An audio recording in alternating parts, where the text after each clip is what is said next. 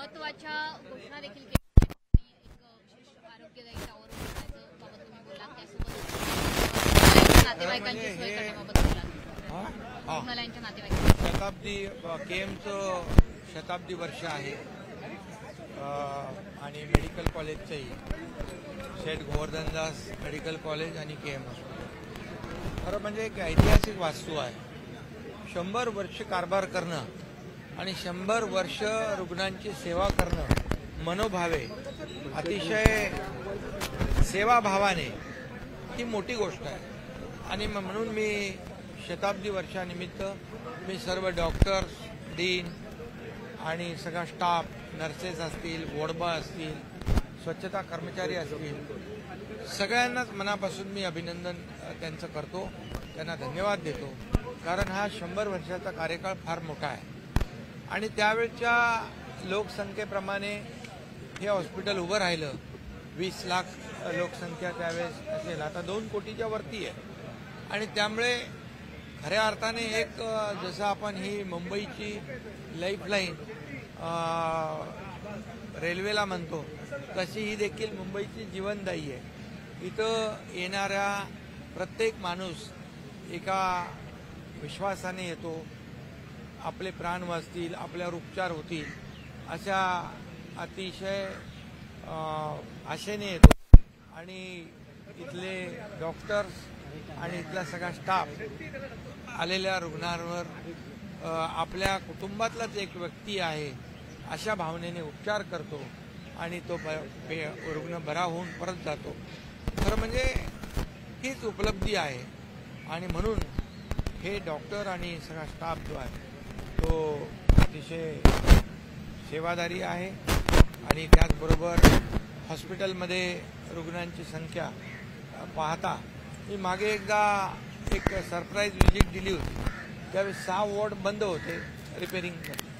त्या वॉर्डमध्ये देखील मी आता एका वॉर्डमधली पाहणी करून अतिशय उत्तम तो वॉर्ड तयार झाला आहे.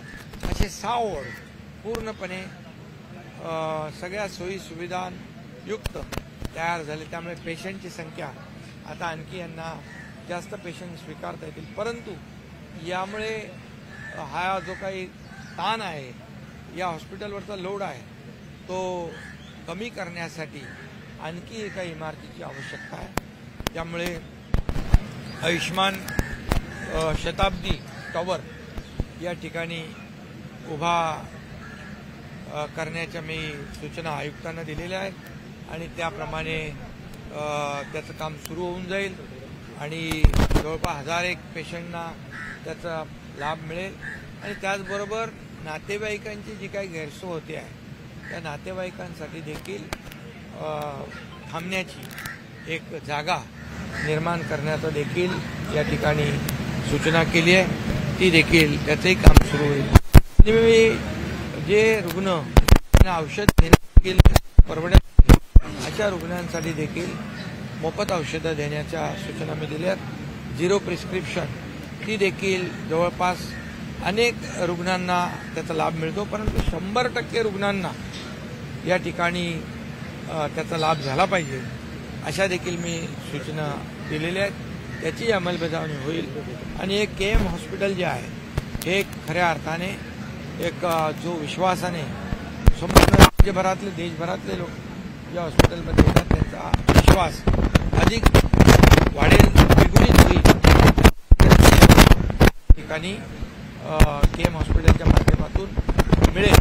आणि जे मेडिकल कॉलेज आहे या मेडिकल कॉलेजच्या माध्यमातून देखील अनेक डॉक्टर, तज्ज्ञ डॉक्टर विविध क्षेत्रात आज काम करत आहेत, रुग्णांना सेवा देत आहेत. आणि म्हणून या संस्थेला काही कमी पडणार नाही. मुंबई महापालिका आहे, राज्य सरकार आहे, यामध्ये कुठेही काही कमी पडणार नाही. जेव्हा जेव्हा आवश्यकता भासेल तेव्हा तेव्हा राज्य सरकार आणि मुंबई कॉर्पोरेशन या संस्थेच्या मागे उभी राहील. साहेब, तुम्ही म्हणालात की मी ऑपरेशन करतो डॉक्टर नसलो तरी.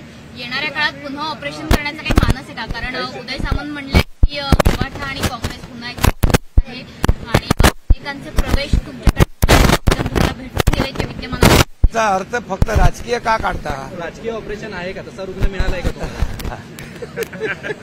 तुम्हाला जेव्हा रुग्ण मिळेल तेव्हा सांगू, तुम्हाला कल्पना देऊ. झाल्या त्या बाबतीत आज तुम्ही स्पष्ट केलं की लाडकी बहीण योजना ही संकल्पना माझी होती. अरे बाबा, मुख्यमंत्री मी होतो. संकल्पना मांडल्यानंतर आमचे दोन्ही उपमुख्यमंत्री आम्ही बसून ताबडतोब त्याला काय म्हणतो आपण ती योजना साकारली आणि त्याला आम्ही सर्वांनी मिळून मान्यता दिली. एक टीम वर्क म्हणून आम्ही काम केलेलं आहे. त्यामुळे हे श्रेयवादाची बिलकुल गोष्ट नाही. हे काय श्रेय घेण्याचं काम. लोकांच्या जीवनामध्ये आपण काय बदल घडवू शकतो, मला काय मिळालं यापेक्षा मी महाराष्ट्रातल्या जनतेला काय देणार, ही भावना ठेवून आम्ही 2.5 वर्ष काम केलं. की पुढची 5 वर्ष देखील आम्ही असंच काम करू. आता देवेंद्रजी मुख्यमंत्री आहेत, आम्ही टीम म्हणून काम करू आणि लोकांना पदावरनं बऱ्यापैकी गदारोळ सुरू आहे. तुम्ही चर्चा करायला सुरुवात केली आहे पवारांसोबत की मुख्यमंत्र्यांची वाट बघताय? मुख्यमंत्री आल्यानंतर त्या चर्चेमधून सगळे प्रश्न सुटतील. तुमचे जे प्रश्न आतापर्यंत आले सरकार स्थापन होण्यापासून ते सगळे सुटत गेले, ते आम्ही सगळे सोडवले. त्यामुळे काही प्रश्न सुटेल हा विश्वास ठेवा. त्यासोबतच बोगस पीक विम्याबाबत काही निर्णय घेणार आहे का? 1 रुपयातला पीक विमा बीडमध्ये. खरं म्हणजे देशमुख सरपंच देशमुख यांची हत्या अतिशय निर्घृणपणे झालेली आहे आणि त्यामुळे अतिशय दुर्दैवी घटना घडली आहे.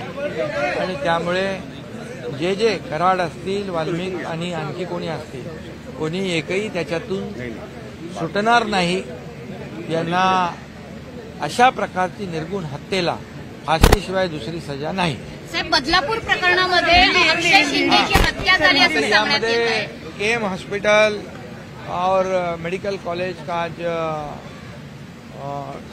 शताब्दी महोत्सव था और ये शताब्दी महोत्सव मनाया है और इसलिए मैं यहाँ पर सभी डॉक्टर, डीन, सभी स्टाफ, सभी लोगों को बहुत बहुत बधाई देता हूँ, शुभकामनाएं देता हूँ. 100 साल लोगों की सेवा करना ये छोटी बात नहीं है और इसलिए इसके जो पेशेंट्स हैं वो एक विश्वास के साथ यहाँ दाखिल होते हैं और इसलिए पेशेंट की संख्या रोजाना बढ़ती है और इसलिए इस अस्पताल में और एक बिल्डिंग की आवश्यकता है. इसलिए मैंने म्युनिसिपल कमिश्नर को कहा है कि आयुष्मान शताब्दी टावर यह बनाया जाए और उसकी प्रक्रिया शुरू कर दी जाए.